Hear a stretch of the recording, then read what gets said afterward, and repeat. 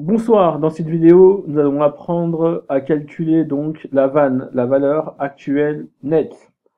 Donc la VAN nous permet de savoir si un investissement est rentable ou pas. Donc on va faire un exercice pour assimiler les notions. Donc vous avez l'énoncé ici à ma droite. Donc vous avez l'entreprise qui souhaite réaliser un investissement de 50 000 euros sur une machine financé par emprunt bancaire à hauteur de 42 000 euros et le reste par fonds propres, donc 8 000 euros. Donc la première des choses, c'est de calculer la CAF, la capacité d'autofinancement. On va commencer donc par le chiffre d'affaires. Donc le projet dure 5 ans, donc j'ai mis 0, 1, 2, 3, 4, 5. Et il faut bien distinguer le 0 et le 1. D'accord. Le 0 correspond généralement au début d'année, donc ici j'ai mis début 2017, et le 1 à la fin de l'année. Donc généralement, votre chiffre d'affaires, l'accumulation du chiffre d'affaires, on va faire les comptes à la fin, donc on va le mettre en fin 2017, et on vous dit que le chiffre d'affaires, c'est 40 000 euros. Donc on va tout simplement mettre 40 000 euros. À la suite de cela, on vous dit que le chiffre d'affaires progresse de 2% par an. Donc je prends toujours le chiffre d'affaires de l'année précédente. Donc je fais 40 000 fois 1,02. Lorsque c'est une augmentation, on fait 1 plus l'augmentation. Donc là, 40 800. Ensuite, pour l'année 3, je reprends le chiffre d'affaires de l'année 2 et je fais la même chose. Donc 48 800 fois 1,02. Et pareil pour 2020, pareil pour 2021. Donc, je vais tirer, ça sera plus rapide. Les charges d'exploitation, donc on vous dit les charges d'exploitation hors amortissement.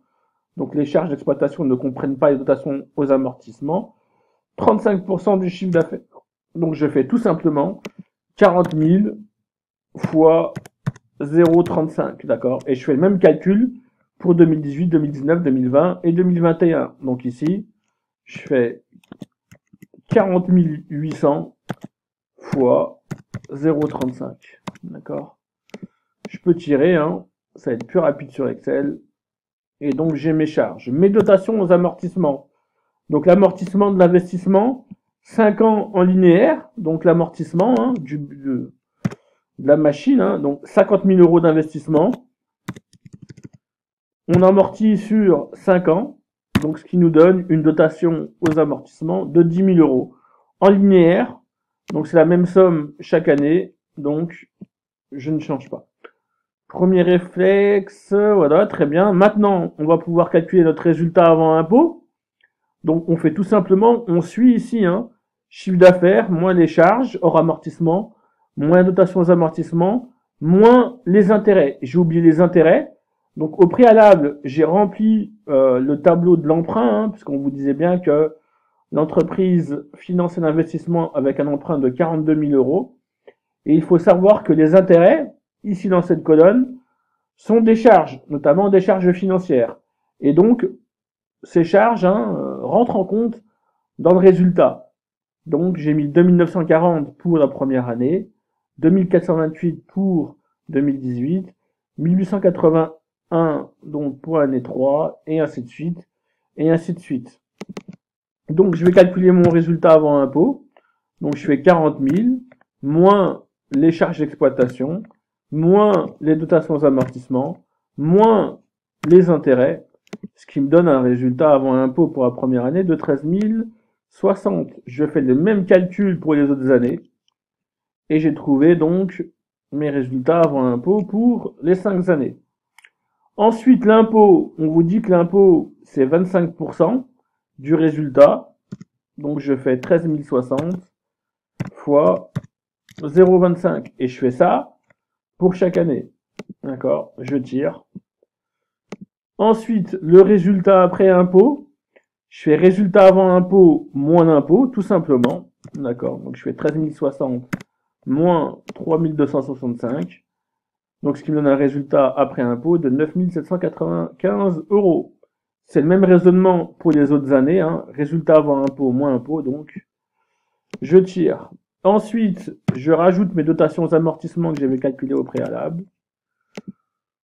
D'accord. On rajoute, hein, puisque les dotations aux amortissements, ce ne sont pas des charges décaissables. Donc au final, cette dotation aux amortissements, c'est considéré comme de la trésorerie. Et la CAF, d'accord, c'est votre trésorerie potentielle, hein, qui est générée grâce à l'activité. Donc au final, notre capacité d'autofinancement, c'est le résultat après impôt, d'accord, plus notre dotation aux amortissements, d'accord. Donc là, j'ai mis moins, c'est faux, hein. C'est plus, d'accord. Donc à chaque fois, on fait résultat après impôt, plus dotation aux amortissements. Et ça me donne donc ma CAF. À la suite de cela, donc, il faut rajouter l'investissement. Et l'investissement, lorsqu'on investit dans une machine ou dans un bien, généralement, on fait toujours en début d'année du projet.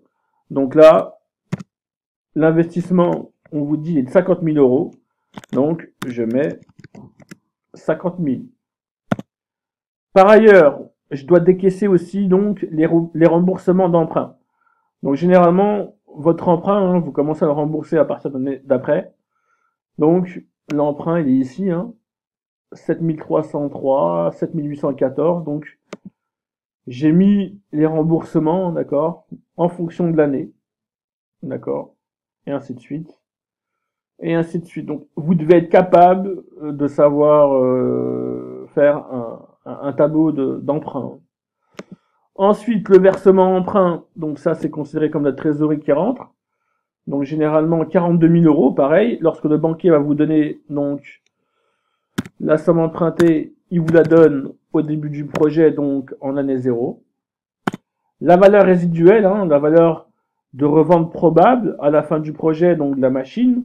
Donc on vous dit 5% de l'investissement. Donc généralement c'est toujours à la fin du projet. Donc on fait 50 000 et on va pouvoir revendre le bien potentiellement. Donc 50 000 fois 5%, ce qui me donne 2500 euros. Et la suite de cela, donc, on va calculer nos FNT.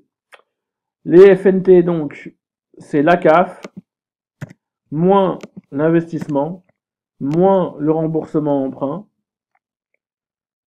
d'accord, plus le versement emprunt, plus la valeur résiduelle, d'accord.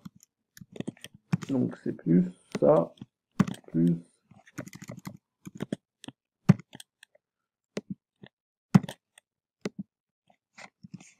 ce qui me fait donc une FNT de 8000. Si je tire, puisque c'est le même raisonnement, on trouve donc nos FNT. Néanmoins, dans la vanne, il faut actualiser, d'accord, nos flux nets de trésorerie. Généralement, l'argent perd de la valeur, à part en année 0, donc je fais la même chose. À la suite de cela, il faut faire donc vos FNT actualisés à partir de l'année 1. Donc je prends mon FNT ici, fois donc le taux d'actualisation c'est 5%. Donc fois 1,05 à la puissance. Donc moins 1. D'accord? Parce que ça correspond à la première année. Donc ce qui me donne un FNT actualisé de 11 896 euros. Ensuite, je fais pareil pour l'année 2. Donc 12 753 fois 1,05 à la puissance, donc moins 2. Et je fais pareil pour à la puissance moins 3, à la puissance moins 4, à la puissance moins 5, d'accord? Donc, fois 1,05 à la puissance moins, et moi je vais mettre directement là, comme ça je vais pouvoir recopier. Nickel. Donc, maintenant on va pouvoir calculer la vanne, la valeur actuelle nette. La valeur actuelle nette, c'est la somme des flux nets de trésorerie actualisés. Donc on va faire la somme des flux nets de trésorerie actualisés. Donc moins 8000, plus 11 896, plus 11 568, plus 11 242, plus 10 920, plus 12 561.